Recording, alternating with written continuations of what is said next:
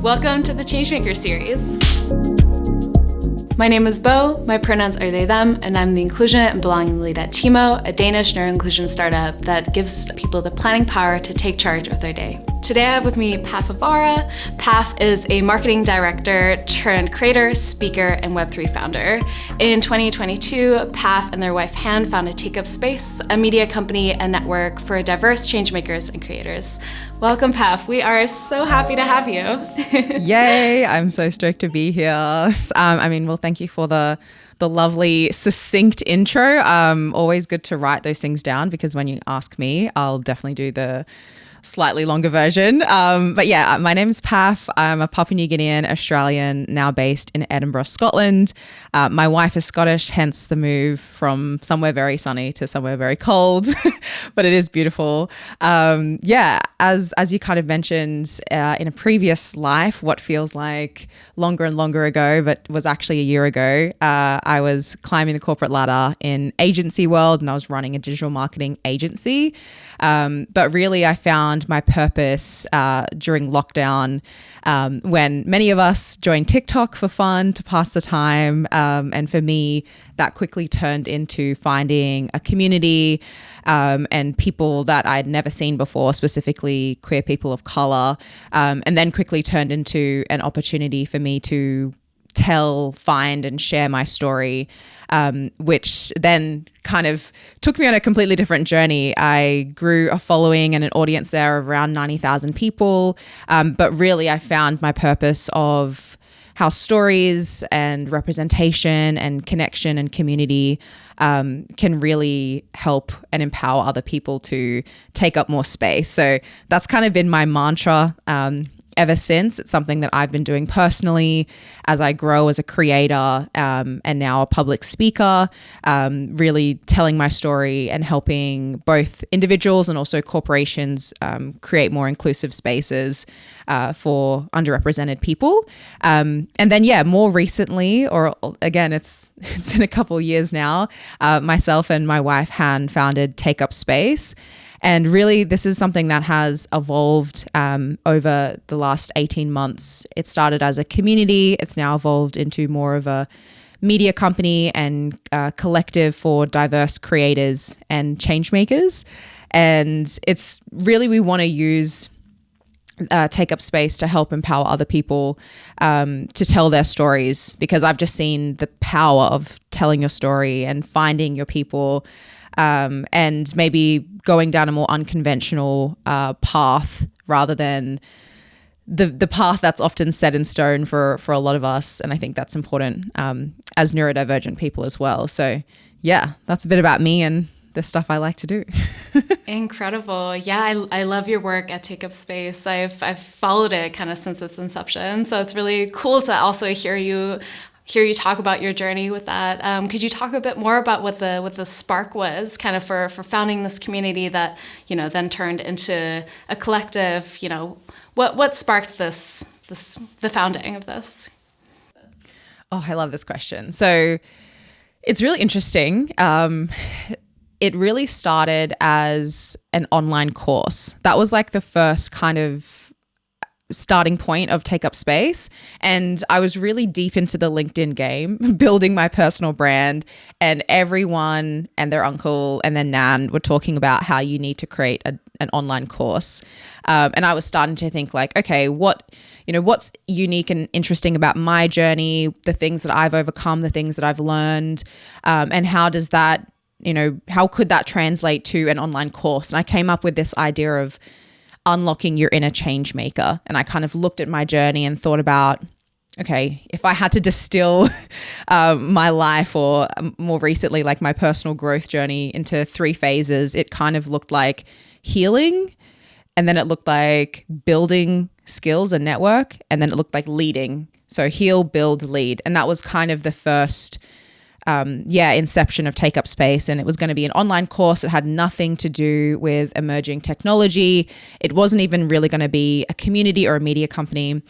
And then really, Han is where this, really shifts into gear and takes us into this whole other journey. Han had kind of been in the tech space, more on like the crypto side of things for several years. She taught herself how to day trade, very nerdy, have no idea how she does what she does.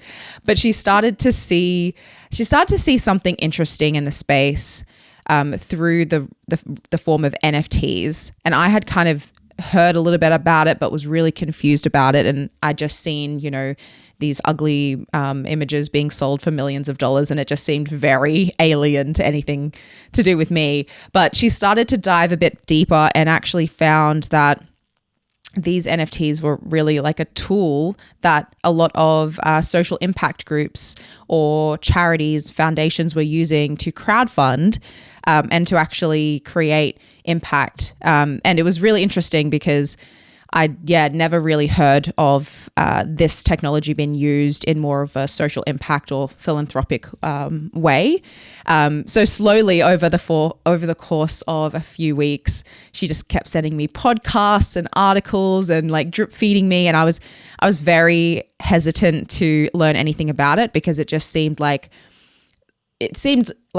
a completely alien space to me. It was giving very white crypto bro, like, those type of people. And I didn't really see myself in the space. But the more I learned about maybe not the technology itself, but the impact and some of the ethos behind blockchain technology, it really started to strike a chord with me because at its core, it's all about taking away the middlemen and how that can empower underrepresented people, because, we all know middlemen and systems in general are fully entrenched in bias and oppression for many, many years. So taking those middlemen away, whether it be in media, entertainment, art, finance, was really appealing to me. And I started to see the potential. So we kind of shifted gears and we launched a community, and basically how we interacted with the technology was having NFTs, which were actually lifetime membership passes. So it was a way for people to access the community and access all of the resources, education, events, experiences that we were curating and putting on.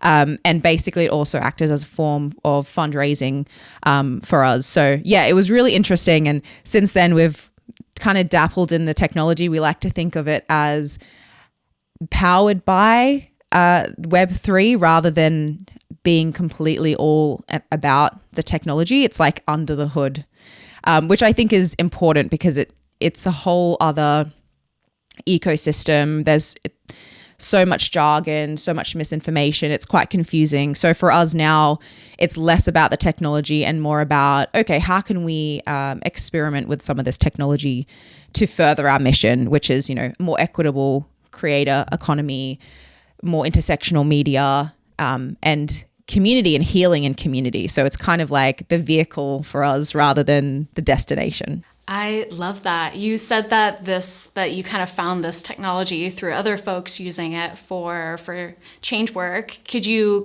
share who else have you seen actually like use this technology for good and not just for finance bro reasons? Yes, I would love. One of my favorite examples is Gina Dunn. So she's a fellow Australian, which we love, but she's actually an incredible philanthropist. She's the founder of the COVA Project, who fights period poverty in Africa.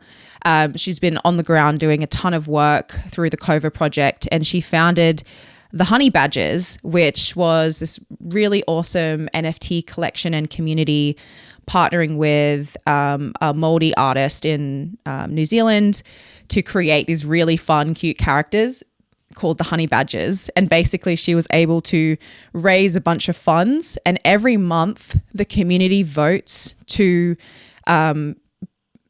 fund a change maker. Again, they use it's a very trendy word right now, is change maker, but they fund activists mostly across Africa, and sometimes the rest of the world as well. So that's an amazing example of basically what she likes to say is democratizing philanthropy. Because she's worked in the nonprofit space for so long, she knows how many hoops there are to jump through, how difficult it is to actually get the funds, especially to very remote places in the world.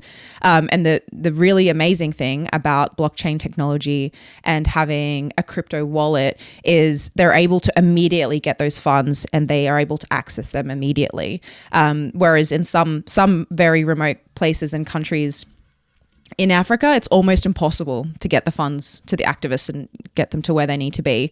So that's one of my favorite examples of really using this technology for good. Incredible. Yeah. And do you have maybe one resource that you could share with folks who are interested in like exploring this technology, but who maybe don't have a wife like Han to help them? We all need a Han. No, well, actually, Han has actually made something. So here's a way that you can all tap into some of her genius. So last year, we actually put together the Beginner's Web3 Playbook, which is a free online self-paced course. And if you Google the Web3 Playbook, take up space, you should be able to find it.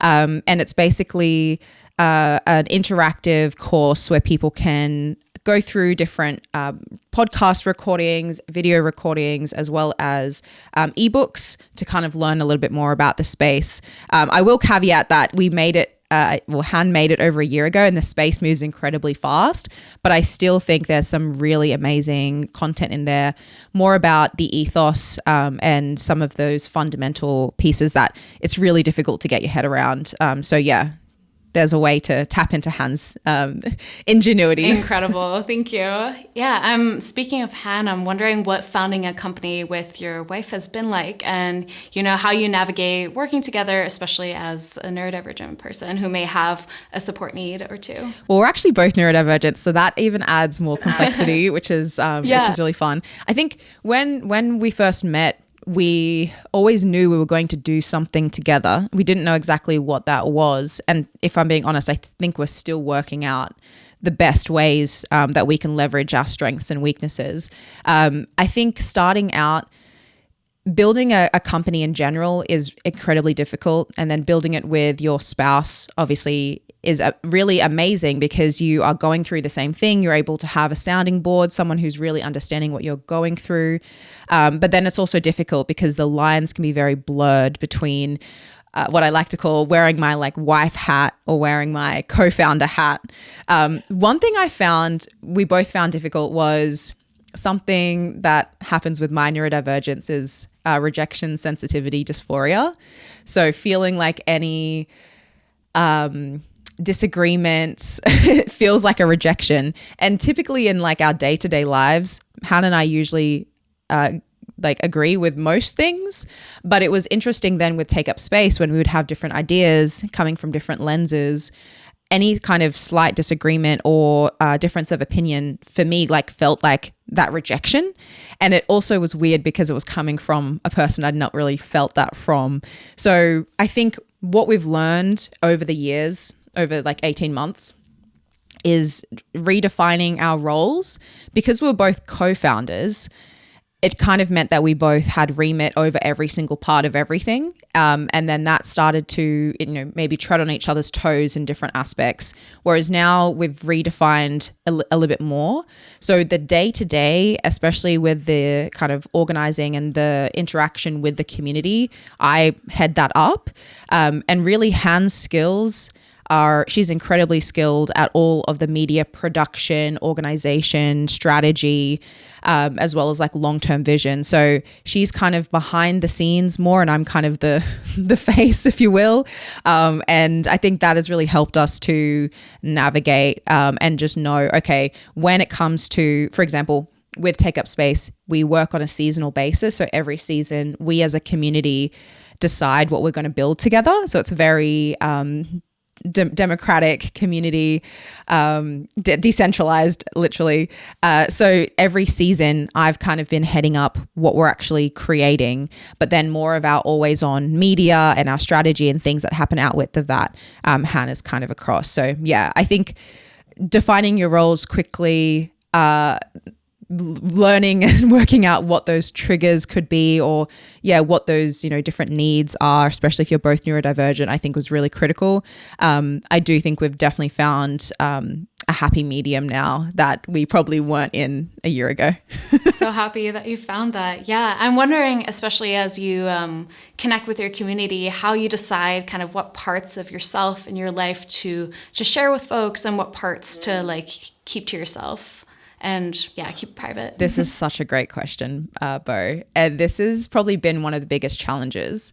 I think because originally Take Up Space really felt like such an organic extension of the work that I was doing as a creator. It was very personal, almost too personal. Like the brand and me were like intertwined. And because also there was this community aspect, and I was, especially at the start, we were very cognizant of wanting to obviously create a safe space for underrepresented people with a focus on LGBTQ and BIPOC individuals.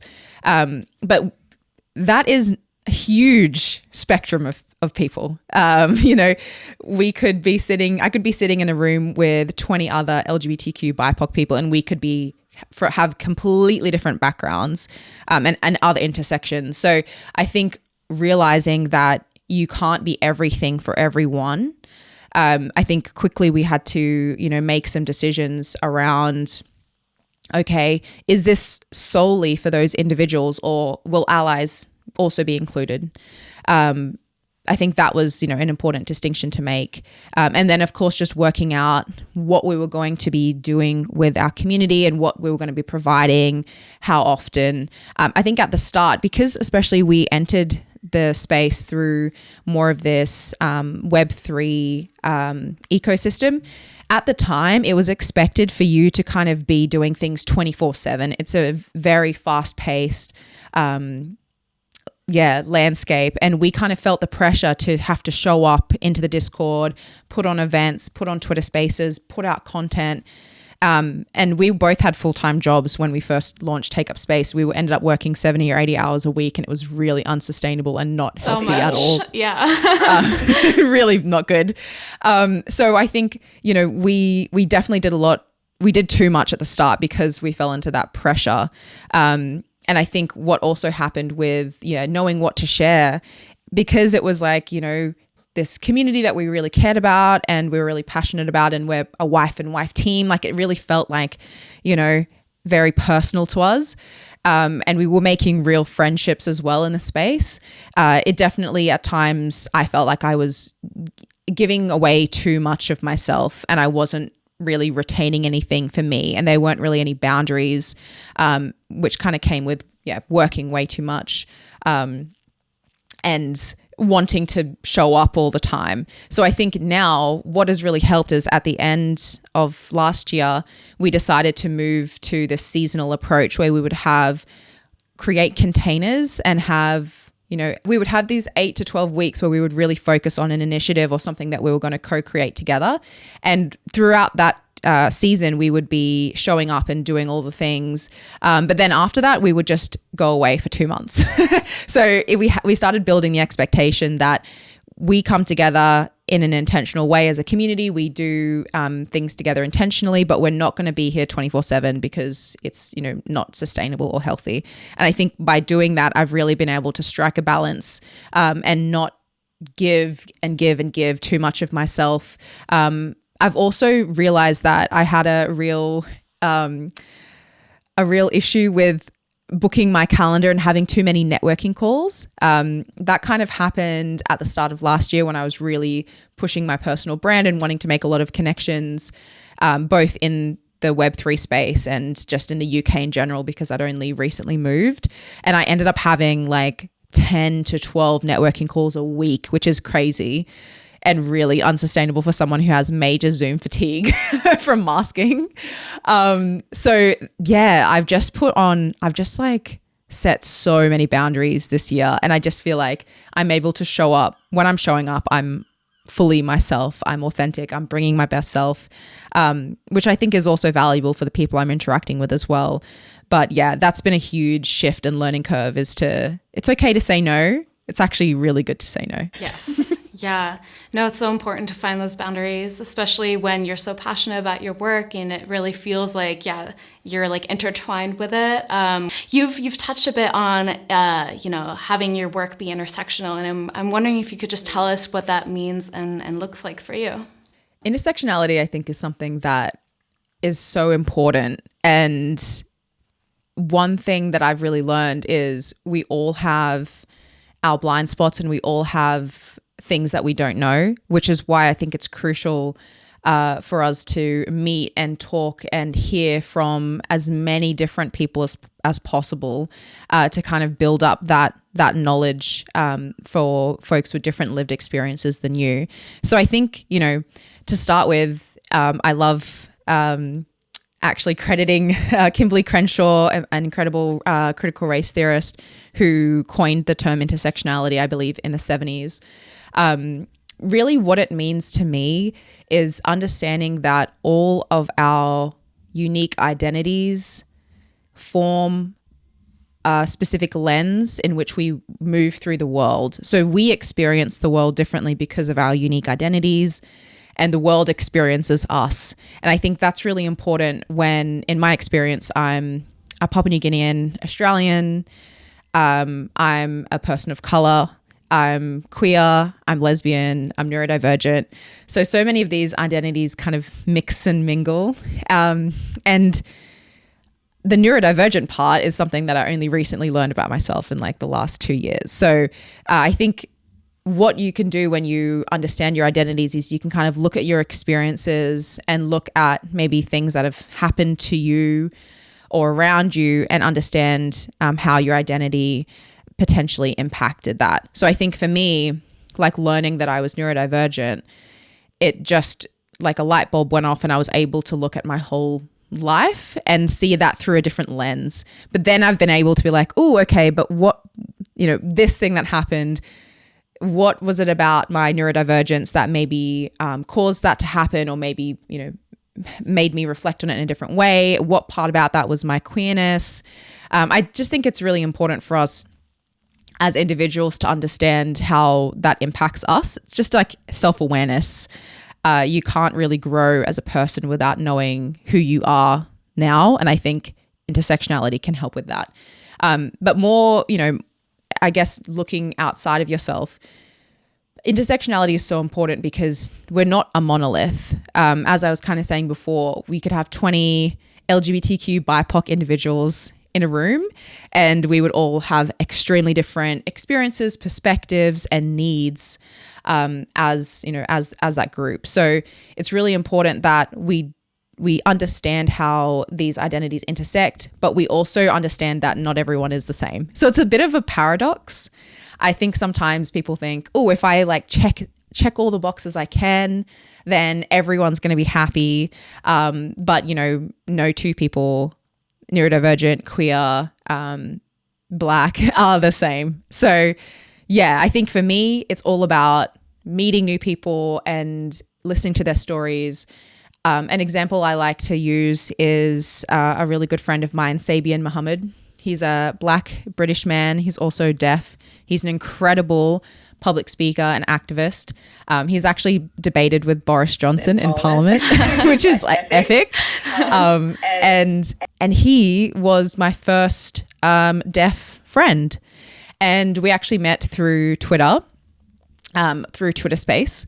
And through our friendship, I've just learned so much about the deaf community and about the hearing community and about how inaccessible so many things are for him.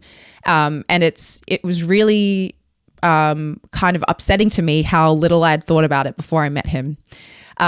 Because I would hold events on Zoom, which captions are only available if you have the paid version. I would hold events, take up space through Discord, where there's no captions at all.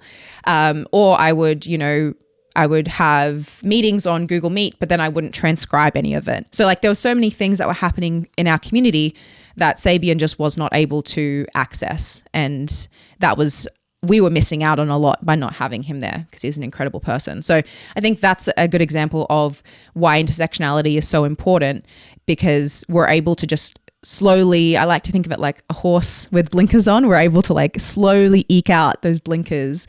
And, you know, we're never going to have the whole picture, but if we keep listening to people and hearing from their perspective and implementing the things that we learn, then we're going to create products and communities and services and apps that are more accessible and inclusive for everyone. Yes, absolutely. I know that in my role, I get to connect a lot with our community. And, you know, I know my own neurodivergence, but it's been so helpful to also just hear other people's perspectives and needs to really try to create as inclusive of a community as possible, because we all need different things and we're coming from different places. So absolutely big yes to listening and connecting with folks who are different from you. Yeah.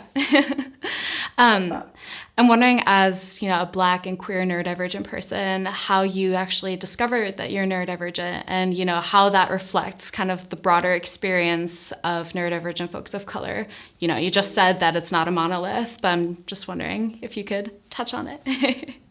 Yeah, absolutely. Honestly, shout out to TikTok, because TikTok really changed my life. I met my wife through TikTok. I moved to Scotland because of TikTok. I became a creator and a public speaker through that channel, but I also learned I had ADHD through TikTok. Not by falling down the rabbit hole and watching heaps of content, which I know is what a lot of people are kind of fear-mongering about, which is really kind of frustrating. But I actually made a TikTok talking about my weird thing with time. I'm doing quotation marks. Yeah. I was like, oh, does anyone else have this weird thing with time? And then I basically just described executive dysfunction without knowing what the heck it was. And it was really crazy because I had always struggled like my whole life with certain things, and I'd never been able to have the understanding of why, or even explain to people why it was so hard. Because saying to someone, oh, I feel really good throughout the week, but then on the weekend, I just get extremely depressed and I can't leave my house and I can't do anything and I feel really bad. And I used to Google like weekend depression. Can you just be depressed on the weekend? I was so confused about how I would change so much as a human depending on what I was doing that day. But yeah, I basically put this TikTok up, didn't really think much about it, checked back after work, and it had gone semi-viral, and there were 100 comments saying, I think that's just ADHD, babes. And I was like, no, it's not. That's no way. And I actually was kind of frustrated because I had already been like diagnosed with anxiety and depression earlier in my 20s. I really didn't want something else wrong with me. That's kind of how I honestly felt in that moment. And I was also just really frustrated by a bunch of people who didn't know me trying to diagnose me over the internet. And that frustration and defensiveness lasted a couple days. And then the curiosity took over and I started to Google executive dysfunction and ADHD symptoms. And I literally was blown away because all of the things I was reading were explaining perfectly the things I'd struggled with for almost 3 decades and had no understanding of why. Like the executive dysfunction, the rejection sensitivity dysphoria, even just small things that I thought I did that was just me. It all kind of started to make sense. And it was such a journey of learning bit by bit, feeling overwhelmed, feeling like I don't know, feeling like my life was in a completely different light, but also feeling like I'd missed out on so much because I didn't know this about myself. And I had so many moments where, you know, I would lock myself out of my house. I would forget my lunch. I would leave something somewhere and people would always, you know, give me shit for it. And I'd always just feel like an absolute train wreck of a human being sometimes. And then I would be incredibly proficient and smashing it at work and competing in powerlifting and doing all these amazing things. And then I wouldn't be able to remember the simplest things. I couldn't keep my kitchen clean.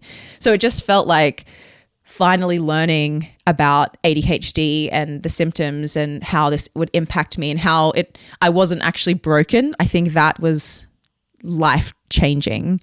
But it was also quite sad because I realized so much of the misunderstandings, and I grew up in a bit of a dysfunctional, environment at home. So many of the things I would be in trouble for, that I would be made to feel awful about, were actually neurodivergent traits. So I started to kind of grieve and mourn for little Paff who would be in such trouble for leaving the light on or leaving the fan on or forgetting or losing a jumper.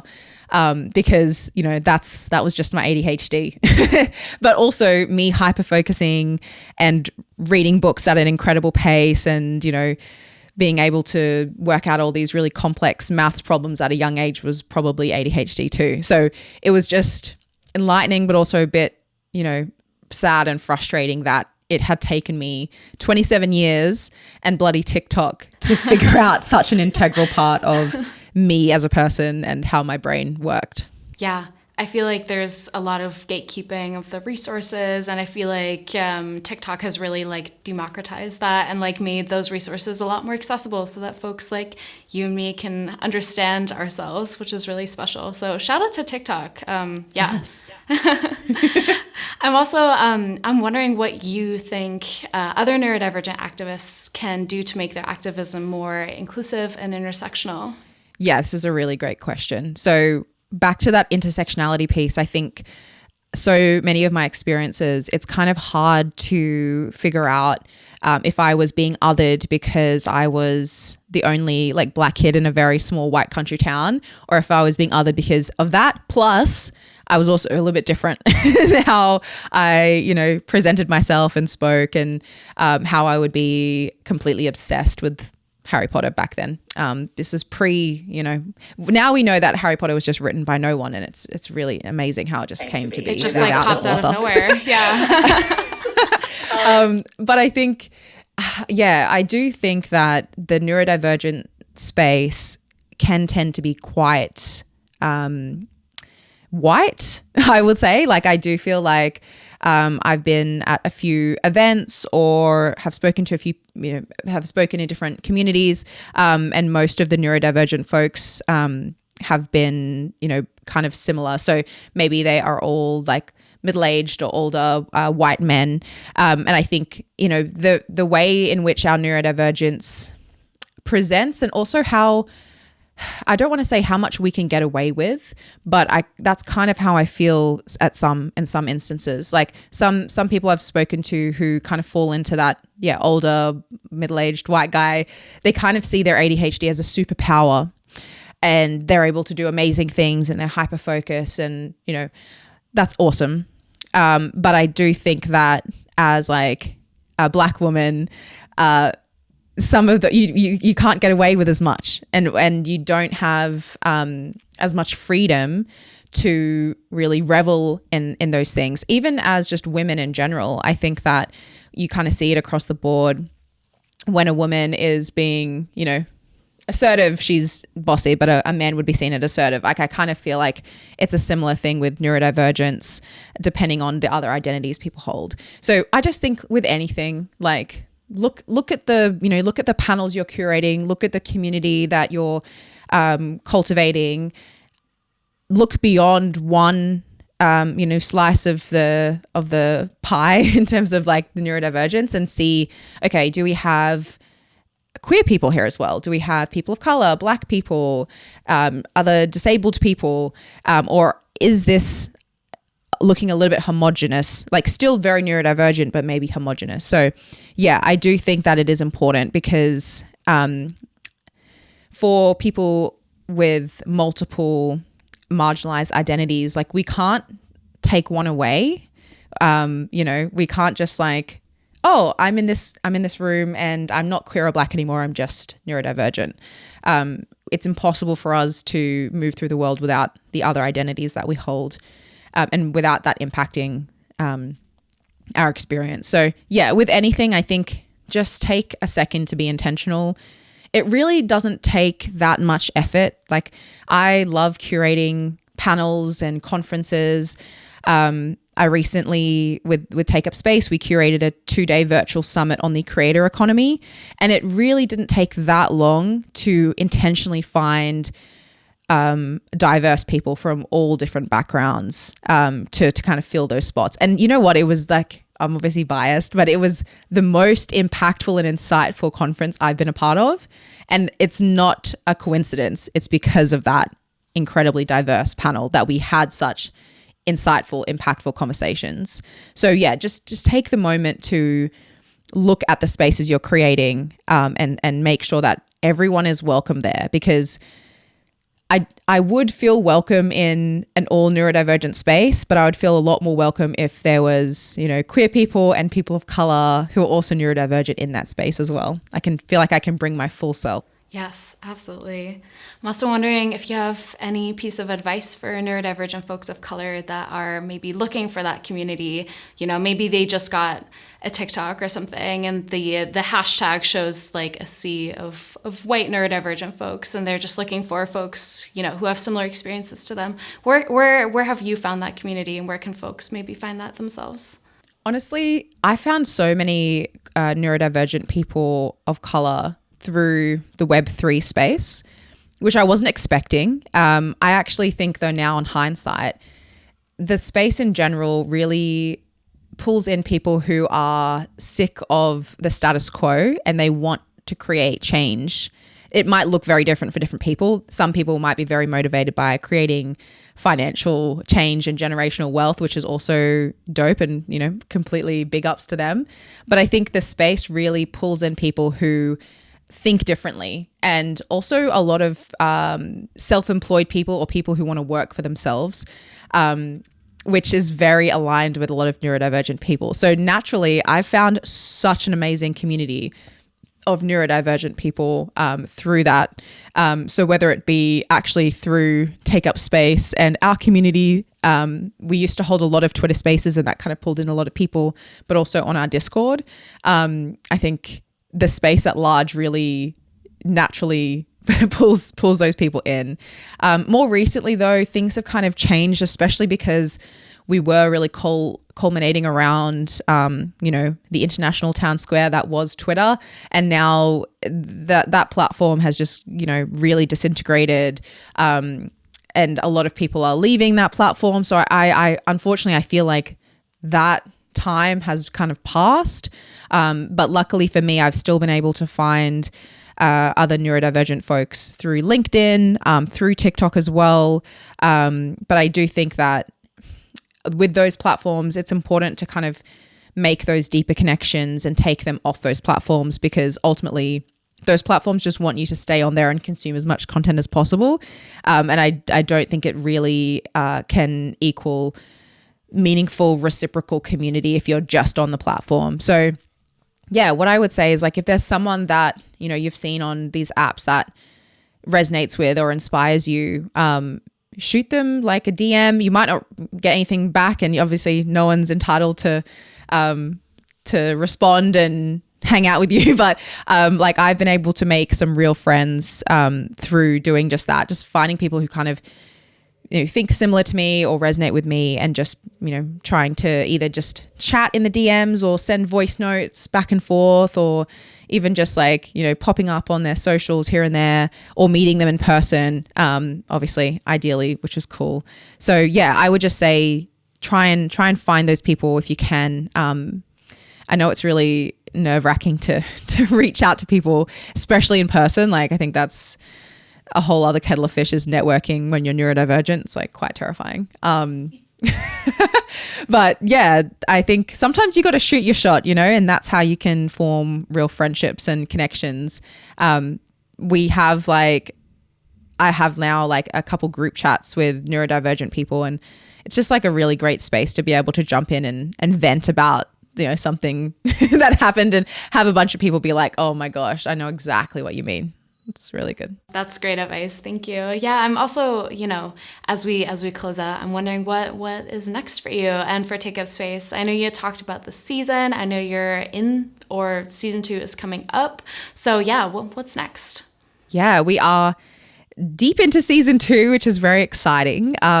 So season 2, we have decided as a community to co-create a zine, which is really cool because zines have such rich history in the LGBTQ community and the Black community as well, of ways to put together information and disseminate it in, a democratic way without having to rely on, publications to do that for you. So I think it's a pretty punk thing to create a zine. And our theme is the technology of togetherness. So it's really exploring different stories, whether they be personal essays, educational pieces, poems. We've had some incredible poems and other interactive artwork on how can technology bring us together, or is it pulling us apart? So really exploring that theme, which I think is really interesting. If you are a writer, a poet, or just someone who's really interested in co-creating with other like-minded people, come slide into the Take Up Space Discord and check out what we're creating. What's cool about it is we are going to be doing a physical copy of the zine as well as a digital version as well, to make sure it's accessible for people across the globe. And all of the contributors are going to be working together to kind of bring that to life. So it's a real co-created slice of what we're all about at Take Up Space, which is exciting. I love that so much. I will also say I am in your Discord and it is wonderful. I highly recommend it to folks. So definitely join that little community. It's wonderful. We're all out of questions. Thank you so much for your time and capacity. It's been so nice to talk to you again. I'm really happy to have had the space to hear from you, to ask you some questions. So thank you so much. Thank you so much, Bo, and everyone at Timo for being so intentional. I feel like, you all are really paving the way and actually doing things the right way by being intentional from the start. The community you're building is so awesome because of that. So big ups to you and the team. Thank you so much for having me. It's been awesome to hang out. And that's all for today, folks. If you have any feedback or you'd like to suggest a guest for us, you can DM us on our socials. We're at Timo app. You can also email us at community@timo.dk. If you'd like to follow Paff's work, you can follow them at This is Paff. And if you'd like to follow Take Up Space's work, they're under Take Up Space HQ on all socials. Stay tuned for more interviews in the series. And thanks so much for joining.